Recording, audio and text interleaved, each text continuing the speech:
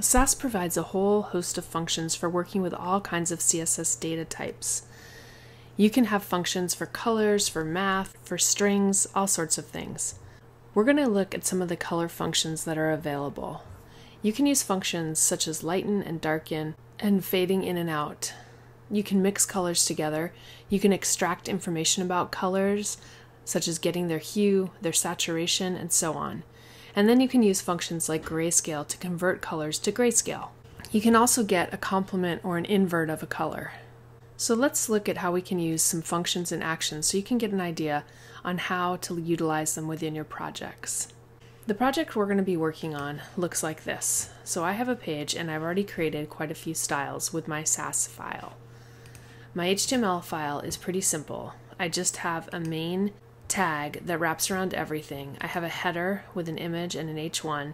I have a section with an article that contains an H1 and a paragraph, and an aside that has an H3 and a paragraph. I'm pointing to my CSS file that's going to be generated from my Sass file. The Sass file looks like this. I have two variables created. The first variable sets my base color to this green shade that I'm using in my project. The second color is for white. And then I have some styles that are styling the various elements on my page. Notice that I am using some nested styles down here, and again in my article and my aside. And you can see the locations where I'm specifying my base color variable and my white variable.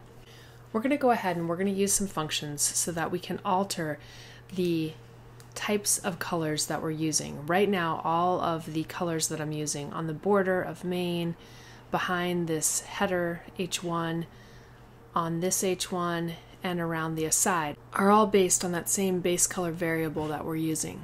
So what we're going to do to start off with is we're going to darken the background color on this header section. So you can see my header color background is based on the base color. In order to darken this, I'm going to surround the variable within parentheses that follow the word darken. This lets Sass know that I want to darken this, and I need to pass on two properties. I need to pass on the color that I want to darken and also the percentage that I want to darken to. We'll try 20% to start off with. If I save now and we go back into our file and click refresh, you should see that this shade is now a darker shade of what we started with. Now that I have that, I'm going to go ahead and I'm going to apply a color to the H1 that's sitting inside this, and we'll use the base color. I don't have that declared, so we'll go ahead and set that now. I'm going to go ahead and specify the color, and this time we'll use lighten. Again, I'm going to say that I want to use the base color as what I want to lighten to, and I'm going to lighten it on the base color by 50%.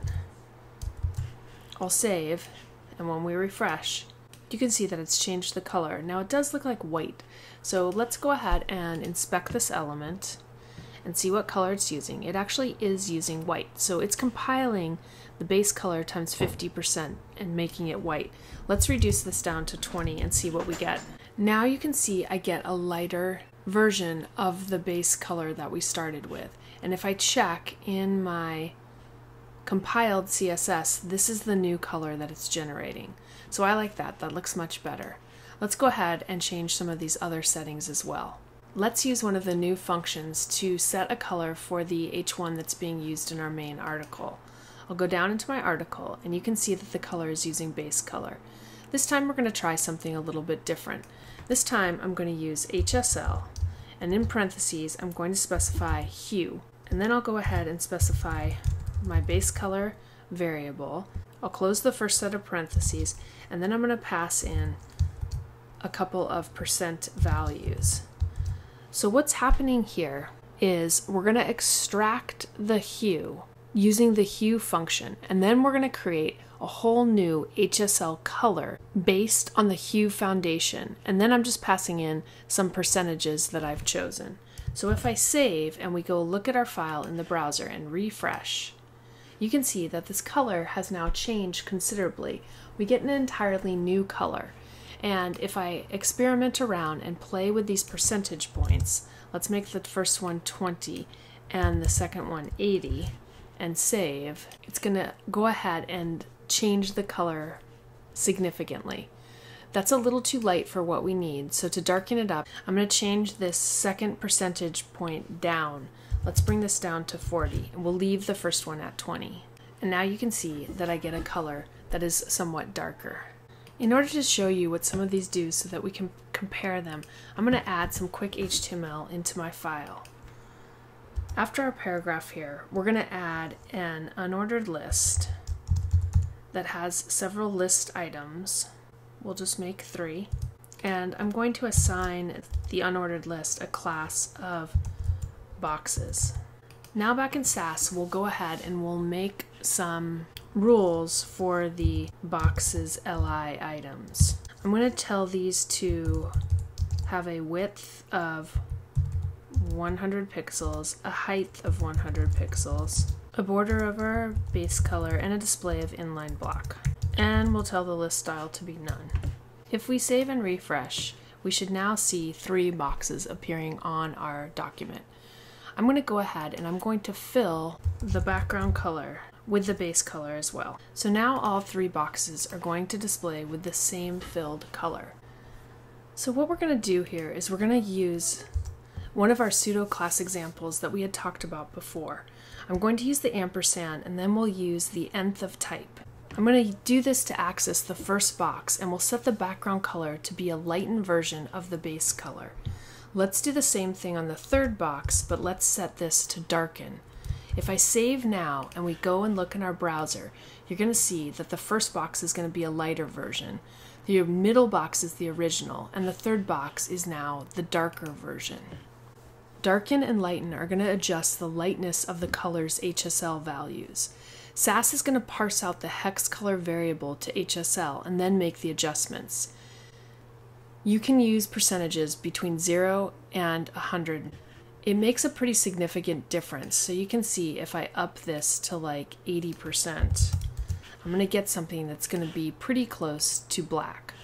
Note that when you're using Lighten and Darken, you don't need a really high numbers. Small adjustments will go ahead and change it and make it look just fine. Let's make a couple more boxes that we can experiment with. What we're going to do next is I'm going to make a paragraph, and then I'll go ahead and I'll make 3 more LIs.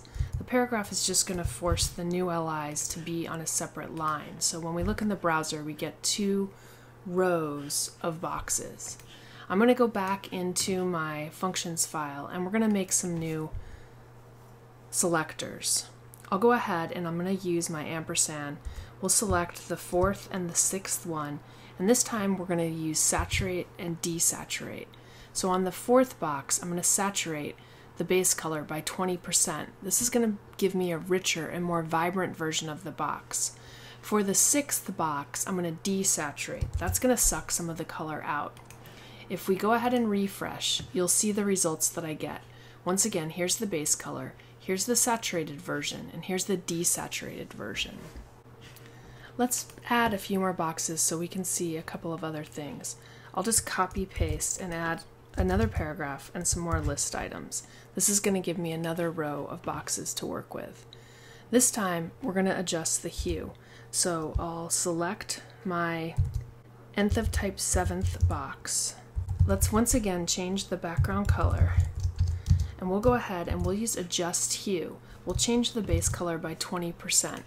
If we look at our file now, you can see that the hue of the 7th square has a slightly more blue shade to it. It's changed it just a little bit. Let's go ahead and let's change the 8th square to be more significant. I'll go ahead and I'll select the 8th one and we'll change it by 60%. If I refresh now, you can see that the hue has been ramped over to be more of a blue color. This is going to adjust the hue value of the HSL the same way that all the others do. It's going to take a percent value for the change. In addition to this, you can adjust the alpha. Sometimes we might want things to be transparent. You can easily do that by passing on the alpha adjustment. I'll target the 9th square. I'm going to use the background color. We're going to go ahead and use the RGBA setting, and we'll use base color, and this time we're going to pass on 70%, so I'm going to use 0.7. This uses a decimal, And as you can see, I can kind of see through this 9th box right here. Let's make it a little more transparent so it's easier to see. I'll set it to 40% instead, or 0.4. And you can see if I scroll, I can kind of see through to the picture that lies behind it.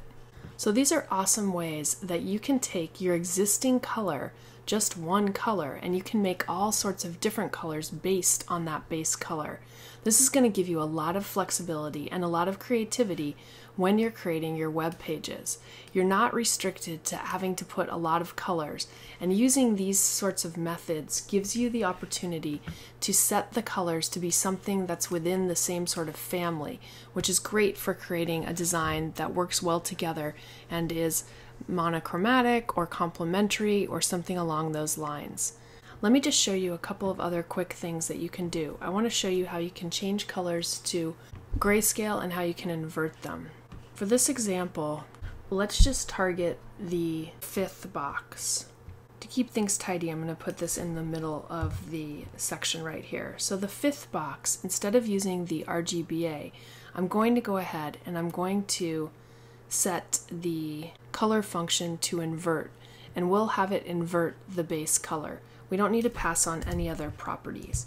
If we save now, it's going to go on the color wheel and it's going to pick the color that's directly opposite from this shade of green. So on the color wheel, the opposite shade is going to be this kind of more maroonish burgundy type of shade.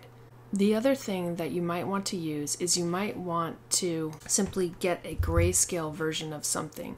We'll take this 6th square and we'll, instead of using the desaturate function, I'm just going to turn this to grayscale, and I'm just going to again just pass on the base color. When I do this and save, it's going to give me something that looks similar to what we had before. Desaturate with the amount that we were using before, and grayscale give me what looks to be the same color, but you can clearly see it's a grayscale version of this color. This is a really powerful feature, and it gets even more powerful because you can quickly update your website and change all of the colors on your website very easily.